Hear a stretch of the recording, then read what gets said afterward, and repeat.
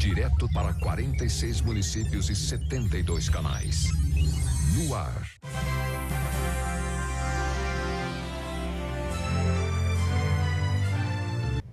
Um homem morreu em uma troca de tiros com a polícia militar ontem à noite em São José dos Campos. Ele era suspeito de roubar o carro de um motorista de aplicativo depois de pedir uma corrida. O veículo foi encontrado horas depois e o suspeito tentou fugir pulando o telhado de algumas casas. Houve troca de tiros com os policiais e o homem acabou atingido. 12h36, o caso da agressão verbal de um estudante contra um professor de Jacareí acendeu o alerta sobre as dificuldades que os educadores enfrentam no ambiente de trabalho. De acordo com o Sindicato dos Professores do Estado de São Paulo, mais da metade dos professores já sofreu algum tipo de violência dentro das escolas. E esse clima ruim não é sentido apenas pelos professores, mas também pelos próprios alunos. Gritaria, bagunça, ele fica jogando futebol na sala, arrastando carteira, risca, quebra a mesa, correndo na sala, fica fora de sala, taca a bolinha de papel. Veio um monte de peiteiros, pegaram o sapato e jogaram em cima do telhado, jogaram no chão, passaram rasteira. Eu tenho outro amigo meu também que sofre bullying. Acho que muita coisa nessa escola é errada, porque, exemplo, que nem a maconha, jovem mentalmente fumando. Dentro da escola? Sim. Não dentro das salas e mais, mas tipo, o cheiro é muito forte, entendeu? Não vejo a pessoa, sinto o cheiro. Esses são alunos da Escola Estadual Maria Uberlina de Azevedo, no bairro Jardim Santo Antônio da Boa Vista, em Jacareí. A gente resolveu conversar com eles depois que na semana passada houve um caso de agressão verbal com um professor em sala de aula. Com a sala cheia, o aluno aponta o dedo para o professor, mandando que ele calhe a boca. Os alunos riem da situação. O professor tenta sair da sala, mas é impedido pelo aluno, que bate a porta. E o jovem segue intimidando o professor. Os outros alunos também aproveitam a situação para xingar o professor. Pra mim, brincadeira assim não existe. Não tem esse tipo de brincadeira com o professor. Nós conversamos com um professor que sofreu a agressão e ele conta como se sentiu. A gente quer dar a nossa aula, que é a nossa função. Me senti, digamos assim, naquele momento, meio fracassado, porque, puxa vida, eu não estou conseguindo desenvolver minha função, né? Por N motivos eu não estou conseguindo, então eu estou fracassado nesse dia. Quem estuda na escola cobra uma postura mais rígida por parte da direção. A diretora devia colocar mais ordem na escola, porque eu acho que ela não está conseguindo lidar com o serviço dela. Os alunos, eles têm hora que todo mundo sai da sala e ela não consegue ir para dentro. Tem que ficar berrando toda hora no pátio. A única coisa que eles fazem é uma suspensão, só isso. Aí dá suspensão? Volta e continua a mesma coisa. Casos como esses que mostramos vêm acontecendo nas escolas. Não é um problema pontual de uma instituição de ensino de Jacareí. Aqui em São José dos Campos, não foi difícil encontrar relatos de situações semelhantes. Essa professora da rede estadual, que prefere não se identificar, conta a última agressão que sofreu em sala de aula. O aluno do oitavo ano, que sempre ficava fora da sala, quando ele estava dentro da sala mexendo no celular, pedi para ele sentar, fazer atividade, guardar o celular. Perguntei para ele qual era o problema que ele tinha comigo, que a gente poderia resolver. Ele falou que tinha todos os problemas comigo e que ele não poderia dar na minha cara porque eu era professora dele. Aí nesse momento eu fiquei nervosa, saí da sala e a direção me chamou para orientar esse aluno. Para esse conselheiro do Sindicato dos Professores de São José dos Campos, as escolas não podem ser responsabilizadas por esses casos. A culpa não é da escola, é algo que vem de fora para dentro da escola. Dentro da escola acaba acontecendo isso. Muitos alunos deixam para fazer o conflito com os próprios colegas dentro da escola, porque ele sabe que dentro da escola ele tem uma proteção maior. Mas então, o que está faltando? O que precisa ser feito para que não aconteçam mais cenas como essa? A escola, ela tem que fazer o papel dela perante a comunidade, que é de educar, instruir, de ensinar. Então, na verdade, a família precisa estar mais presente na escola, educar os seus filhos de maneira mais excessiva. Se a comunidade ela vier para a escola, tiver uma participação maior, esses números de agressões serão reduzidos, com certeza. Eu acho que a família tinha que estar mais presente. que os órgãos competentes, Secretaria de Educação, Ministério, tinha que cobrar mais essa presença da família, cobrar mais uma assistência para esses alunos, um apoio, porque a gente sabe também que é muito social, esse problema é muito social. Os alunos mesmo têm que ter consciência de que isso não pode acontecer nem na escola, nem na escola. Em nota, a Diretoria Regional de Ensino de Jacareí informou que repudia todo e qualquer ato de violência. Sobre o caso na Escola Estadual Professora Maria Umbelina, os responsáveis pelo aluno compareceram na unidade para conversar sobre o fato com a equipe gestora e o professor. O aluno foi suspenso por 5 dias. Nós procuramos a família do estudante envolvido nessa confusão, mas não conseguimos contato com os responsáveis. Já a Secretaria de Educação do Estado disse que entende que esse enfrentamento da violência deve ocorrer sempre em parceria com a comunidade escolar, famílias e também com a polícia. Quanto às denúncias dos estudantes da Escola Estadual Professora Maria Umbelina, que você viu na reportagem, a unidade conta com agentes de organização para acompanhamento dos alunos e também atendimento ao público. Disse ainda que as ações de mediação na unidade vão ser intensificadas. Em São José dos Campos, uma possível agressão dentro de uma escola municipal está sendo investigada também. Esse caso foi registrado na segunda-feira na escola municipal que fica dentro do residencial Martins Pereira. Uma cozinheira alega que foi agredida por um aluno de 14 anos quando ele tentou entrar no refeitório que estava fechado. Ela registrou o boletim de ocorrência e disse que o estudante forçou a entrada até atingi-la com um soco no braço. O caso foi registrado na Delegacia da Infância e Juventude de São José. Faltam até palavras para definir os sentimentos na hora de passar uma notícia como Mas essa. você viu, né, que a professora deixou esse recado, né? Nunca foi tão importante uma parceria entre escola e família para envolver todo mundo. A gente continua ainda nesse assunto, agora conversando com a Vanessa Vantini, que fez a reportagem, mas agora fala ao vivo com a gente. Ela está com uma psicóloga. Vanessa Vantini, sem palavras, né, para esse tipo de assunto, mas que explicações assim a gente pode ter, que recomendações numa hora dessas?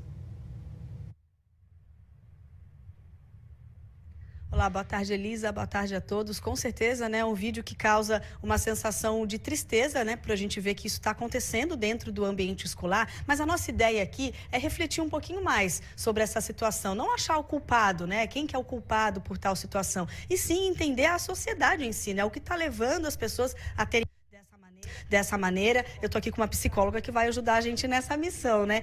Queria que você falasse um pouquinho, né, quais são os fatores que levam a uma situação como essa, né? Muita gente, como você mesmo disse, às vezes quer achar um culpado, mas não é bem assim, né? Sim, é de se lamentar muito, né, Vanessa? É de se lamentar, mas também é para a gente acordar, né? Porque os fatores são relacionais, não é? A pergunta é como? Como é que a gente chegou a essa condição? Como é que as nossas instituições chegaram a essa condição? Não adianta agora a gente correr atrás de culpados ou de uma única pergunta por quê. Não tem um único fator, não é? Mas, sem dúvida, sinaliza o que é um sintoma. É um sintoma que sinaliza, precisamos pensar a comunidade escolar. Precisamos fortalecer a comunidade escolar. Precisamos fortalecer o diálogo, a reflexão, a proximidade. Existe uma tendência atual de polarização, né? Professores versus alunos? Não. Famílias versus escola? Não. É colaboração, né? Então, quando a gente fala de comunidade escolar, a gente está falando de colaboração. A ideia é juntar as forças, então. O que a escola tem que fazer, né? Que dica a gente poderia passar nesse sentido? Favorecer a convivência, não é? A escola precisa principalmente ter um autoescrutínio no sentido de que clima de convivência nós temos aqui dentro. Isso é muito importante. Uma escola que tem regras claras e aplicadas de forma coerente, consistente, de forma amorosa e cuidadosa com os alunos, tem um clima bom. Dificilmente se vivencia algo desse tipo. E se estende para a comunidade ao redor, se todos cuidam, melhor ainda, né? Isso é fato. A gente sabe de lugares até muito pobres, até muito difíceis, cuja diretoria de escola conseguiu desenvolver uma comunidade escolar bacana, todos esses índices despencaram. E aumentou o quê? A produtividade, a nota. Não é? Então, é urgente que se cuide disso. É bastante urgente que se tenha uma convivência saudável. Comunicações violentas são sustentadas por um clima não positivo e que não é culpa de ninguém, né? O mundo tem favorecido isso. Portanto, a gente tem que parar para cuidar disso, para conversar sobre isso. Muito bom, obrigada, viu, por nos ajudar a entender um pouquinho melhor essa situação. É claro que o desafio é muito grande, mas acho que a mensagem que a gente pode deixar é exatamente essa, né? Nós todos temos que unir forças, né? Só assim a gente consegue fazer a diferença. É com vocês aí no estúdio.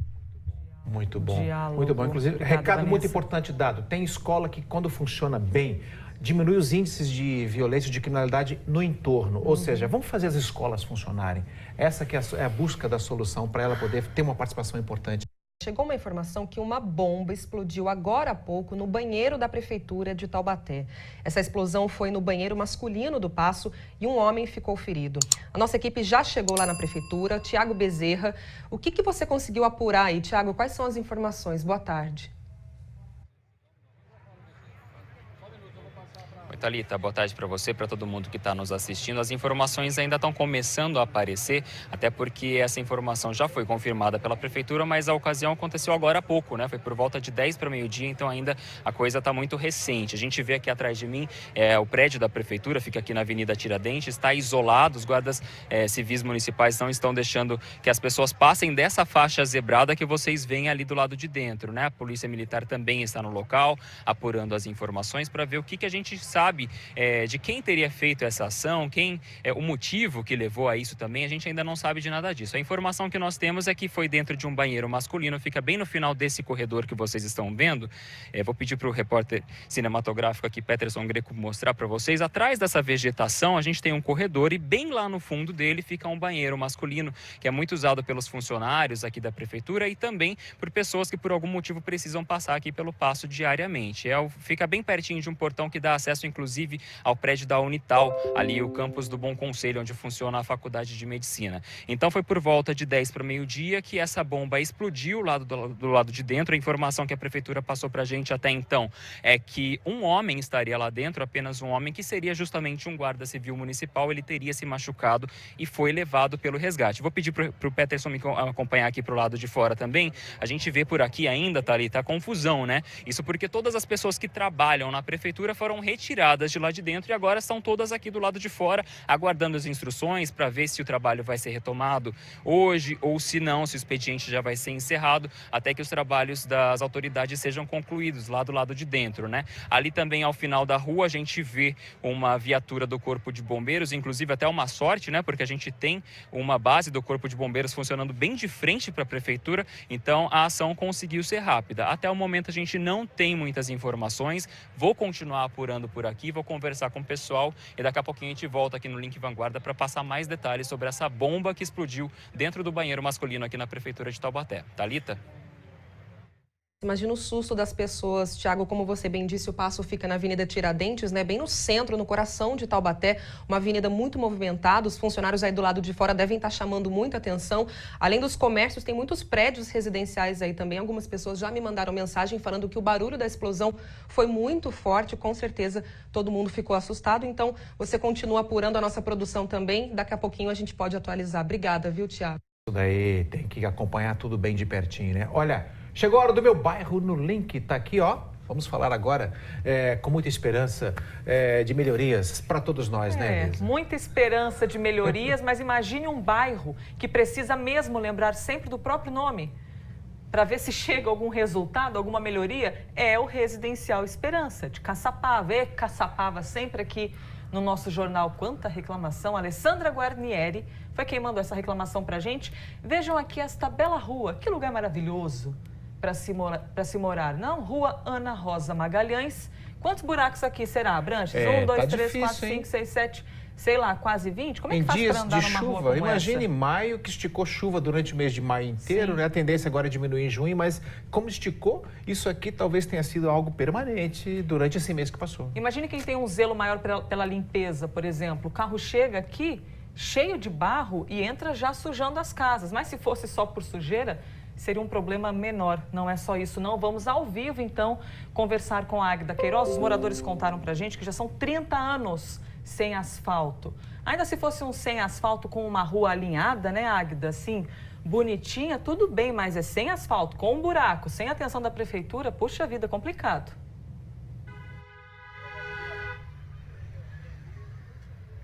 Difícil, né, Elisa? Exatamente, são 30 anos. O bairro Jardim Esperança é um bairro um pouco mais afastado da região central, mas é um bairro muito conhecido porque é um bairro antigo. Então, ou seja, todo esse tempo as pessoas esperam pelo asfalto que ainda não aconteceu. Entre julho do ano passado e agosto, até houve uma ameaça, digamos assim, de asfaltar o bairro. Começaram a fazer, enfim, as galerias de águas pluviais, mas aconteceu o imprevisto. E novamente as pessoas estão, por enquanto, sem ver o asfalto por aqui, pelo menos o começo dele. Eu vou conversar com o Sérgio, que é o presidente do bairro. Sérgio, o que aconteceu? Por que ainda a obra está paralisada? Mal começou, né? Então, eu sempre estou em contato direto com o prefeito ou com o dono da empresa, né? E o que foi passado para mim foi o seguinte, que foram fazendo a obra e surgiu alguns imprevistos na obra e que que não estavam no cronograma, não estavam no projeto. E para continuar essa obra, precisaria pedir um aditivo. E aí, qual foi a sensação de vocês esperando tanto tempo por um asfalto e agora parou tudo? A frustração, né? Porque a situação que nós estamos aqui, quando não é pó, é lama, né? Então, a gente morador aqui, a gente espera que essa infraestrutura venha logo, porque a gente acha que a gente merece, né? Legal, vou conversar rapidamente com um dos comerciantes que tem um carrinho de lanche aqui ao lado. E você me disse que o comércio também fica prejudicado pela falta de asfalto, né? Isso, prejudica muito, né? Porque a minha clientela hoje... 95% é entrega, né? São poucos os que vêm aqui por causa dos transtornos, do pó, da poeira e tudo. Comer com pó não é legal, né? Não, fica difícil, né? E aí você tem que fazer as entregas. Você fica prejudicado com isso? Sim, fica prejudicado.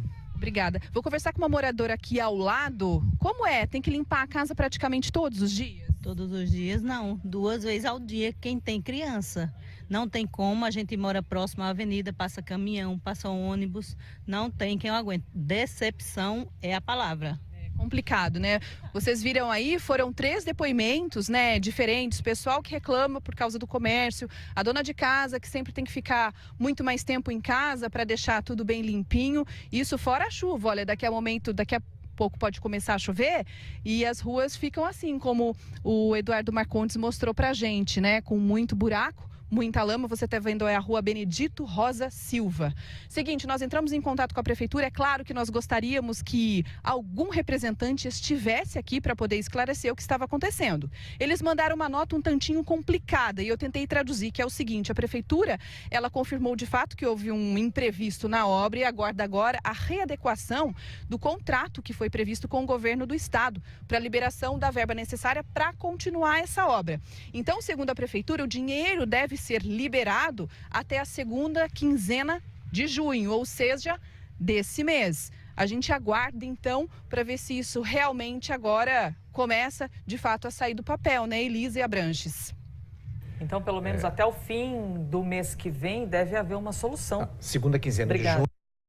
Ela falou que este mês o dinheiro, o contrato com o Estado já chega, só que a partir daí, até ajustar burocraticamente toda a estrutura para retomar a obra, a gente espera que demore o mínimo possível para que os moradores não passem o inverno numa situação complicada, com a rua cheia de buracos, com a rua cheia d'água ou com muita poeira, enfim, tudo isso que pode acontecer e pode não acontecer caso o que precisa ser feito seja feito. 30 anos, Abranches, 30 anos sem asfalto. E Rodrigues de Taubaté, os que acham graça deveriam ser suspensos também. Basta de falta de respeito, isso é falta de boa educação. Ela está se referindo, então, aos alunos que riram da agressão do outro colega. Mas aqui, ó, Abel Oliveira disse o seguinte: São José dos Campos, meu maior arrependimento na vida é ter me formado para ser professor. É legal não pensar assim, Abel. Você tem uma missão a cumprir, você tem uma tarefa a cumprir. O importante é somar com seus colegas para que essa esperança não acabe no seu coração. Algumas pessoas até comentaram aqui embaixo, né, a respeito dessa posição do Abel. A Farid Elias disse muito triste a sua afirmação, porém atualmente é uma profissão difícil. Não existe controle, não existe incentivo, não existe segurança. E foram vários comentários dizendo, inclusive o Sérgio de Jacareí disse aqui, ó, o professor Alexandre, o meu filho tem aulas com ele e ele me fala que é um excelente professor. Está aqui um posicionamento quanto ao professor Alexandre. Enfim, vários comentários, entre lá também, deixa a sua opinião difícil de ser dada com uma notícia como essa. Campeonato Brasileiro da Série B, o Bragantino jogou em casa. Ontem o time conquistou a terceira vitória seguida e assumiu a liderança provisória. Terça-feira, friaca em Bragança Paulista, mas o torcedor tava lá. Ultimamente tá valendo a pena, né? Aí, Braga, vamos subir, Braga! Com frio, com chuva, podia estar chovendo canivete, eu tava aqui. O time tá bom demais, pô. O time não tem que reclamar, não. O time é time para subir e ser campeão ainda. Só que ninguém esperava que aos 10 minutos de jogo o Léo Ortiz seria expulso. Ô, louco, expulsou o Léo Ortiz. Era o começo de jogo que o São Bento queria. 11 minutos de jogo, o Bragantino com um a menos. O time de Sorocaba até tentou se aproveitar do jogador a mais. Criou chances, mas nada que assustasse tanto. Botou pro gol e botou pra fora. Na segunda etapa, o Bragantino estava bem melhor. Não deixou o São Bento jogar. Nesse lance, o Claudinho bateu bem de fora da área, mas o goleirão Paulo Vitor salvou. Só que na sequência... escanteio da esquerda, a bola cruzou a área e encontrou Wesley sozinho. 1-0 Braga.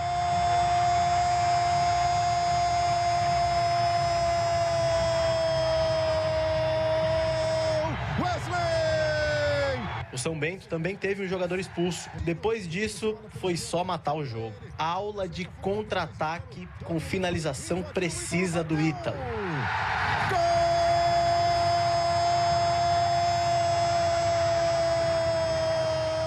Fim de jogo, 2-0 e a liderança da Série B é de novo do Bragantino. É um ano importante, é um ano que a gente pode colher algo um pouco maior, né? Chegar à Série A, quem sabe ser campeão da Série B, a gente trabalha para isso.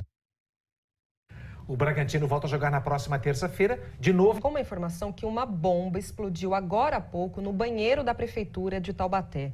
Essa explosão foi no banheiro masculino do Paço e um homem ficou ferido. A nossa equipe já chegou lá na prefeitura. Tiago Bezerra, o que você conseguiu apurar aí? Tiago, quais são as informações? Boa tarde. Oi, Thalita, boa tarde para você, para todo mundo que está nos assistindo. As informações ainda estão começando a aparecer, até porque essa informação já foi confirmada pela Prefeitura, mas a ocasião aconteceu agora há pouco, né? Foi por volta de 10 para meio-dia, então ainda a coisa está muito recente. A gente vê aqui atrás de mim o prédio da Prefeitura, fica aqui na Avenida Tiradentes, está isolado, os guardas civis municipais não estão deixando que as pessoas passem dessa faixa zebrada que vocês veem ali do lado de dentro, né? A Polícia Militar também está no local, apurando as informações para ver o que a gente sabe de quem teria feito essa ação, o motivo que levou a isso também, a gente ainda não sabe de nada disso. A informação que nós temos é que foi dentro de um banheiro masculino, fica bem no final desse corredor que vocês estão vendo.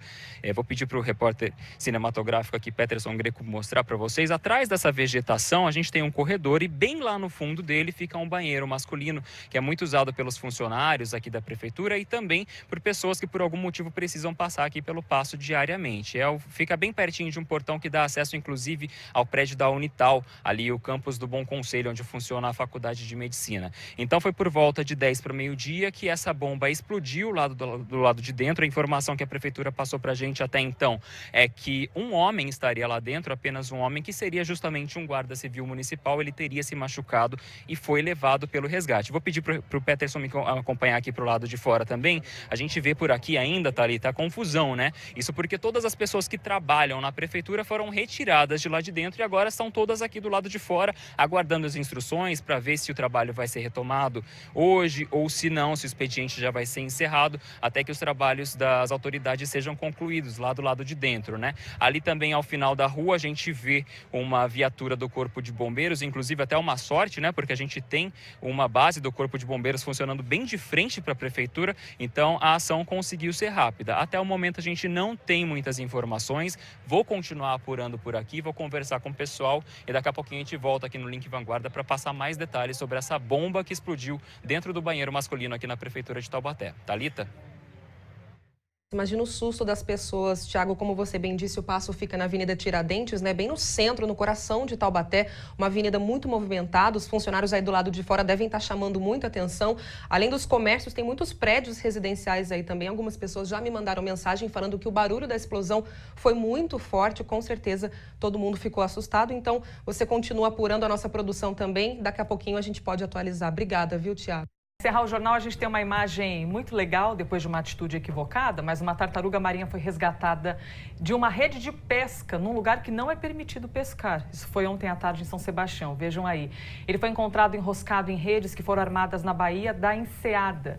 Segundo a Polícia Ambiental, ela é uma tartaruga verde que está em risco de extinção. Agora foi resgatada, vai passar por todos os cuidados antes de ser devolvida ao mar. Os responsáveis por essa pesca ilegal não foram encontrados ainda, mas fiquemos com essa boa notícia de mais um animal resgatado, incluindo vários outros peixes que foram devolvidos ao mar. E fica o recado aqui, vamos preservar o meio ambiente no Dia do Meio Ambiente, vamos cuidar das nossas tartarugas. Em Jacareí, ali pertinho de Santa Branca, um grupo resolveu ir às ruas para recolher lixo. Vamos falar com o André Luiz Rosa, que está acompanhando essa ação. André, boa tarde.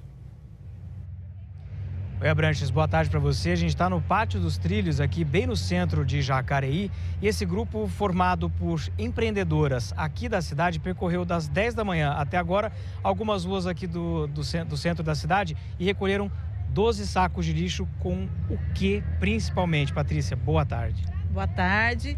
Principalmente filtro de cigarro, papel de bala, pequenos papéis. A impressão que dá é que porque o lixo é pequeno, ele não vai atrapalhar tanto, mas quando a gente recolhe, vê o volume que forma isso. Agora sim, essa iniciativa de vocês tem como objetivo levar uma mensagem nesse Dia do Meio Ambiente, né? Qual que é? A mensagem que a gente pode agir individualmente e fazer a diferença no coletivo. A gente não precisa esperar do outro, esperar do governo, né, esperar de autoridade. A gente pode fazer a nossa parte, coisas pequenas, e isso vai gerar um grande ganho aí para o meio ambiente. E assim, um exemplo que vocês estão dando agora, por exemplo, de pegar o lixo alheio, né? Que não é um lixo produzido por você, nem pelo pessoal que está participando. Pois é, a gente está pegando o alheio. O ideal é que ninguém jogue, né? O que a gente espera é que as pessoas guardem na bolsa, né? Espera chegar perto de uma lixeira. A cidade tem lixeira por todo lugar. A gente conseguiu pegar lixo embaixo da lixeira que o pessoal não descartou direito. Então é uma questão da pessoa ter consciência e prestar atenção às pequenas ações do dia a dia. Às vezes o hábito, assim, é o pititiquinho. O meu filtro de cigarro é pequeno, o meu papel de bala é pequeno, só que aí você tem uma cidade com 200 mil habitantes e aquele pequeno fica grande, top bueiro e tem todo o problema aí ambiental. Certo. Obrigado, viu, Patrícia, pela sua entrevista. Parabéns pela iniciativa, que esse exemplo aqui dessas empresárias de Jacareí seja seguido por toda a região, né? Não só aqui da região, mas enfim, é pegar, guardar o próprio lixo, depois jogar no lixo correto para não acumular e depois tem chuva, por exemplo, às vezes pode entupir bueiro, como ela falou, acaba piorando ainda mais a situação. É com vocês aí no estúdio. Abranches, Elisa?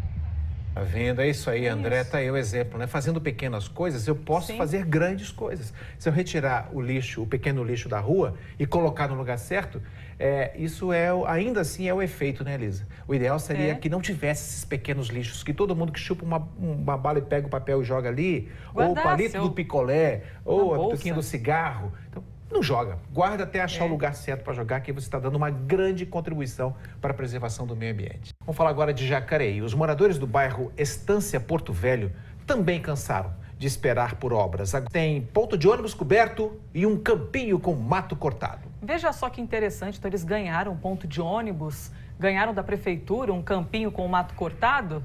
Só que não. Essas melhorias não foram feitas pelo poder público, os próprios moradores resolveram fazer o serviço. Só que ainda restam outros problemas e aí eles procuraram a gente pedindo uma solução.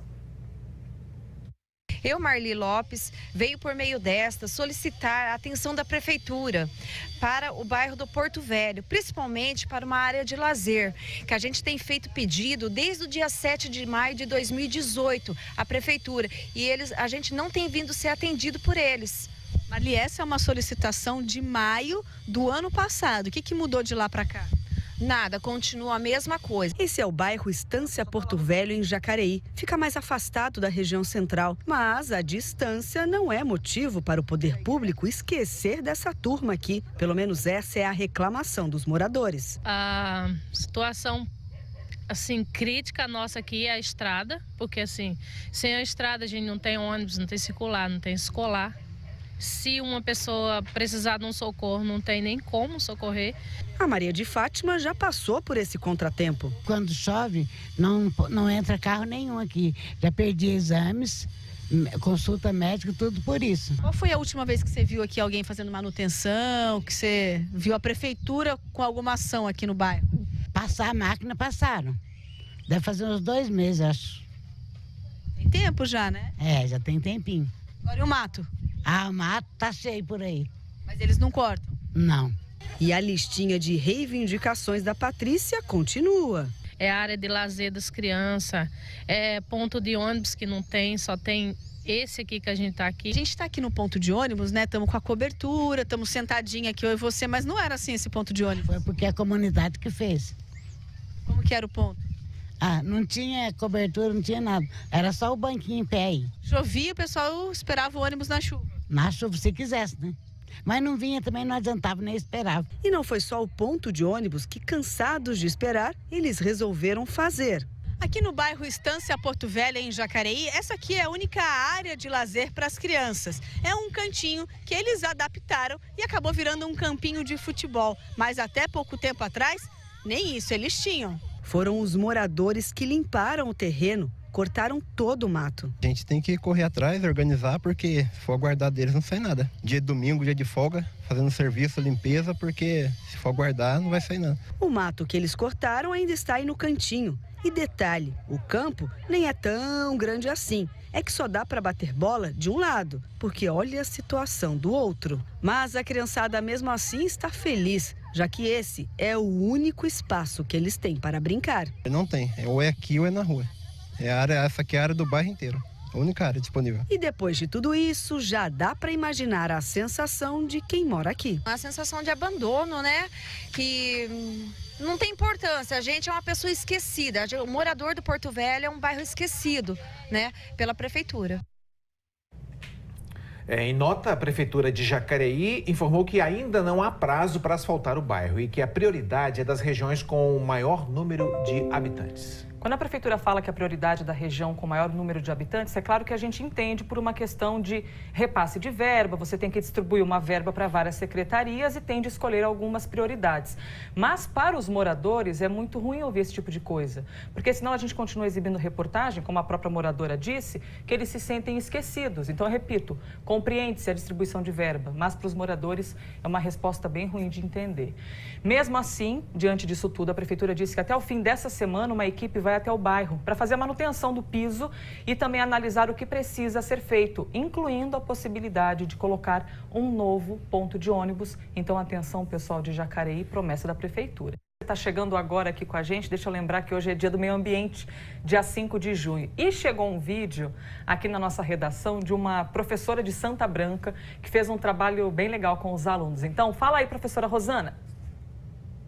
Oi, gente.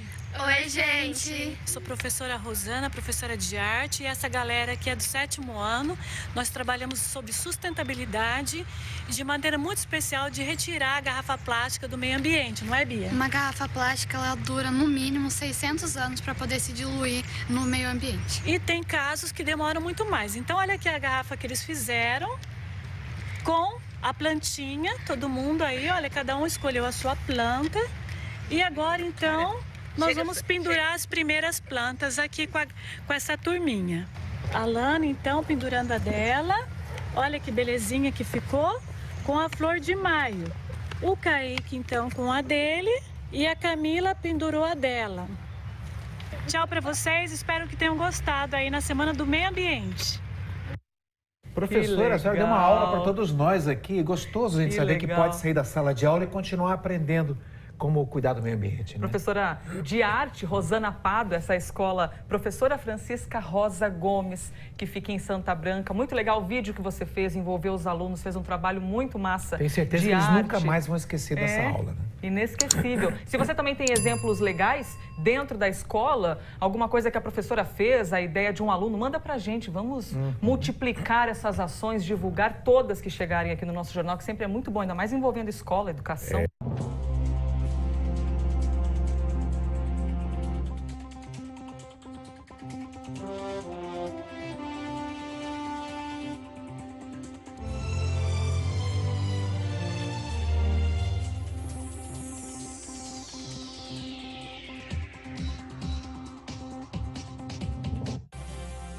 Vanguarda.